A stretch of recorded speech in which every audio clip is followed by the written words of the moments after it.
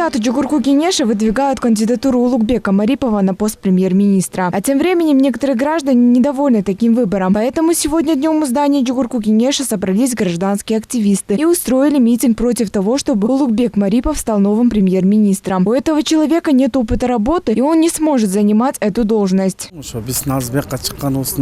Причина, почему мы здесь собрались, это потому, что мы против того, чтобы Улугбек Марипов стал новым премьер-министром. У него нет никакого стажа работы. Люди недовольны. Мы вышли на митинг, чтобы высказать свою позицию, что мы против.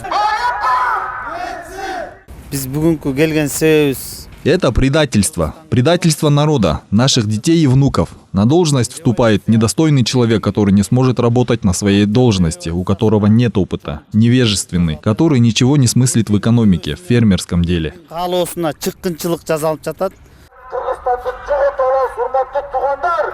Депутаты, уходите. Кыргызский народ вас вообще не признает. Какой закон вы бы не выпустили? Мы обращаемся к президенту. Прислушайтесь, пожалуйста, к народу. Народ недоволен тем, что сейчас путаница из-за того, что нет такого, что каждый занимает конкретно свою должность и знает свое дело на 100%. По мнению эксперта Замира Казакбаева, новому правительству следует прислушиваться к голосу народа и ставить на место премьер-министра человека, который будет профессионалом своего дела. Если такого не будет, то, возможно, начнется четвертая революция.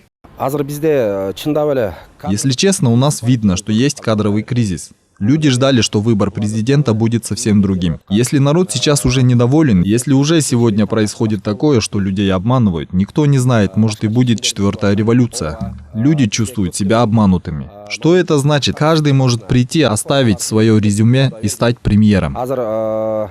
Напомню, что ранее депутат Бекешев был возмущен тем, что кандидат на пост премьера пришел на заседание без программы.